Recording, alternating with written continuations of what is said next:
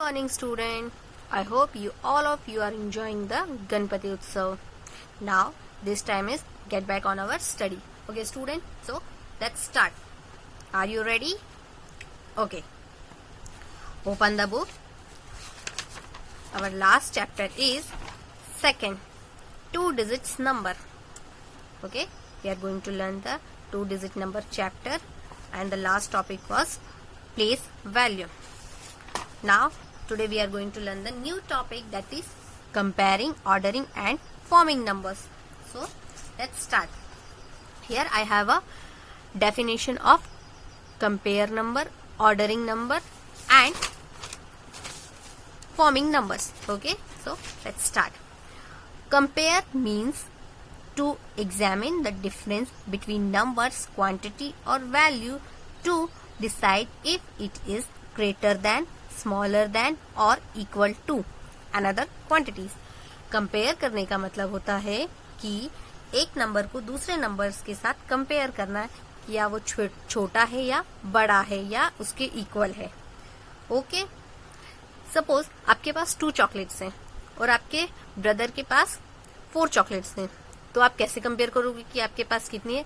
आप क्या करोगे, सबसे पहले काउंट करोगे 1 और 2, और आपके ब्रदर्स की चॉकलेट काउंट करोगे तो देखोगे उसके पास 4 चॉकलेट्स हैं, 1 2 3 4.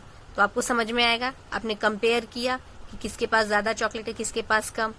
तो कंपेयर करना इसी को बोलते हैं कि ज्यादा कम देखना, मतलब ग्रेटर और स्मॉलर देन देखना क्या कहलाता है? कंपेयर करना. ओके, अगर आपके पास मान लो 4 चॉकलेट दिए हुए हैं, ठीक है, नेक्स्ट एग्जाम्पल है 4 चॉकलेट है और आपके फ्रेंड को भी हमने 4 चॉकलेट्स दे दिए, तो दोनों के पास कैसी हो जाएंगी? इक्वल हो जाएंगी, ना कम ना ज्यादा, ना ग्रेटर ना स्मॉलर. दिस इज इक्वल, क्योंकि आपके पास भी 4 है और आपके फ्रेंड के पास भी 4 है, तो वो क्या हो जाएगा? इक्वल हो जाएगा. देखिए यहाँ पर एग्जाम्पल्स दिए हुए हैं, 4 बॉक्स दिया हुआ है और यहाँ 15 दिया हुआ है. अब देखिए 4, 12 और 15 में कौन सा नंबर बड़ा है?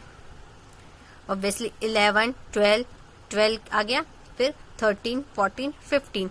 हमें पता चला यहाँ पर 12 नंबर पहले आया है जबकि 15 बाद में आया है, तो जो पहले आते हैं वो नंबर स्मॉलर देन हो जाते हैं और जो बाद में आते हैं वो नंबर ग्रेटर देन हो जाते हैं. तो देखिए 15 बड़ा है. 15 की तरफ मैंने इस तरह का सिंबल बनाया है, क्यों? क्योंकि ये सिंबल क्या है, इसका जो माउथ है, दोनों माउथ इसके क्या है? ओपन है. तो ओपन माउथ किस साइड होता है? बड़े नंबर के साइड. तो ये कौन सा सिंबल कहलाता है? ग्रेटर देन का. ओके, तो देखिए ये आ गया ग्रेटर देन. और जो इसका टेल होता है ये कहाँ हो जाता है? स्मॉलर की तरफ. Smaller number is 12, greater number is 15, तो हमने सिंबल लगाया ऐसा. देन 27 एंड 23, इन दोनों में ग्रेटर नंबर कौन सा है, स्मॉलर नंबर कौन सा है? 21 से हम काउंट करते हैं, 21, 22, 23. देखो 23 आ गया. अब 23 क्या है? स्मॉलर नंबर हो गया. 24, 25, 26, 27. अब 21 से 30 के बीच में 23 पहले आ रहा है और 27 बाद में आ रहा है, तो हम क्या समझेंगे कि 23 स्मॉलर नंबर है. किससे? 27 से.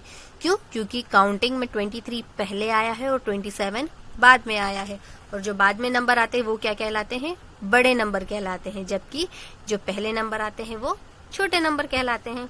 हमें क्लियरली पता चला यहाँ पर 23 छोटा नंबर है और 27 बड़ा नंबर है. आप सपोज करो आपका फ्रेंड है और आप हैं. आप लोगों से किसी ने पूछा कि आपकी एज क्या है. अगर आपकी एज 10 ईयर्स है तो आप क्या बोलोगे? 10 ईयर. जबकि आपके फ्रेंड की एज 11 ईयर्स है या 12 ईयर्स है. 12 ईयर्स सपोज कर लेते हैं हम लोग. तो आप क्या बोलोगे कि देखो ये मुझसे क्या है? बड़ा है. क्यों? क्योंकि आपकी 10 है तो आप छोटे हो गए और आपका फ्रेंड आपसे बड़ा है. कितने? क्योंकि उसकी एज क्या है? 12 ईयर्स. 10 से बड़ा हो गया ना 12, तो क्या हो जाएगा? इस तरह से नंबर को कंपेयर किया जाता है, छोटा और बड़ा. इन दोनों को कंपेयर करना क्वांटिटी के अकॉर्डिंग कंपैरिजन कहलाता है. Now equal. 42 and 42 are equal. क्या 42 42 से बड़ा है या छोटा है? नहीं. यहाँ पर भी 2 डिजिट है, यहाँ पर भी 2 डिजिट है. वंस के प्लेस पर क्या है? 2 है. यहाँ पर भी वंस के प्लेस पर 2 है. ये वाले यहाँ पर भी वंस के प्लेस पर 2 है. टेंस के प्लेस पर 4 है, यहाँ पर भी टेंस के प्लेस पर 4 है. तो ये क्या हो गया, इक्वल हो गया। Okay, next ordering number. Ordering numbers means arrangement of numbers either from small to big or from big to small. Numbers को छोटे से बड़ा और बड़े से छोटे के फॉर्म में अरेंज करना क्या कहलाता है, ऑर्डरिंग नंबर। ठीक है, देखिए small to big, when we arrange the number in an increasing order, increasing or ascending order, that is increasing और ascending order को हम क्या कहेंगे, स्मॉल नंबर से बड़े नंबर की तरफ एडजस्ट करना, अरेंज करना, वो क्या कहलाता है, इंक्रीजिंग ऑर्डर। जबकि छोटे नंबर से बड़े नंबर की तरफ जाना क्या कहलाएगा, इंक्रीजिंग ऑर्डर।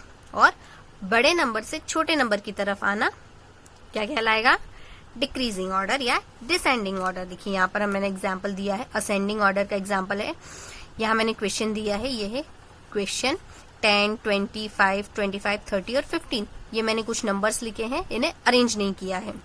अब मैंने इसे यहाँ नीचे असेंडिंग ऑर्डर में इसे अरेंज करा है। तो देखो सबसे पहला नंबर मुझे यहाँ छोटा क्या दिखाई दे रहा है, 5।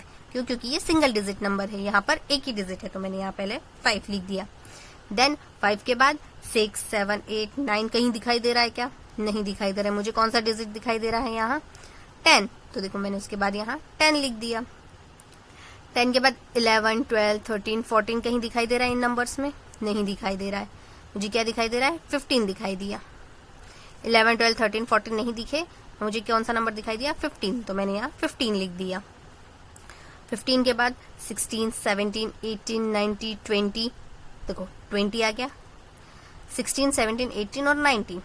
15 के बाद 16 से 19 तक कोई नंबर नहीं दिखाई दे रहा है, मुझे कौन सा नंबर दिखाई दिया, 20। तो मैंने यहाँ 20 लिख दिया।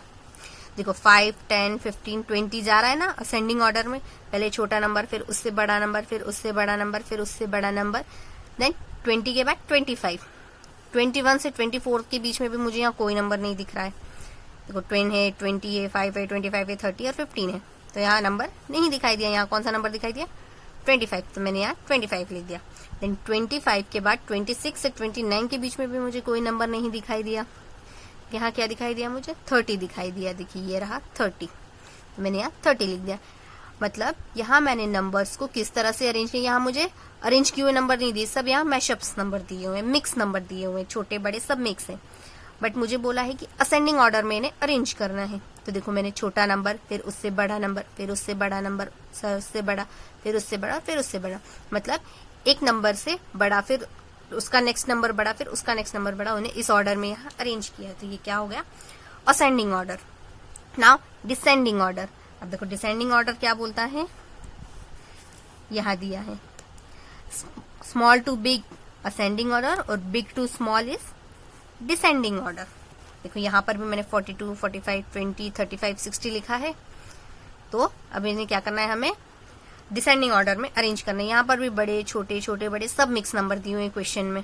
ठीक है, ये क्वेश्चन है, यहाँ पे मैंने इन्हें अरेंज किया है। तो देखो सबसे बड़ा नंबर मुझे यहाँ कौन सा दिखाई दिया, 60। 60 से बड़ा कोई नंबर है, 61, 62, 63 नहीं दिखाई दिया, मैंने फर्स्ट नंबर पे 60 लिख दिया।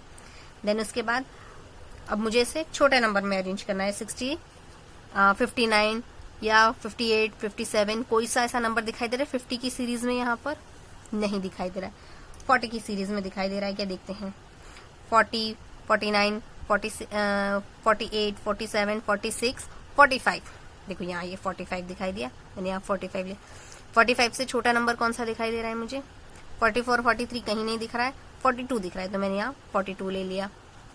देन 30 की सीरीज में देखते हैं, 39, 37, 38, इस तरह से कोई नंबर नहीं दिख रहा है, मुझे दिख रहा है यहाँ सिर्फ 35, ये रहा 35, तो मैंने यहाँ पर 35 लिख लिया।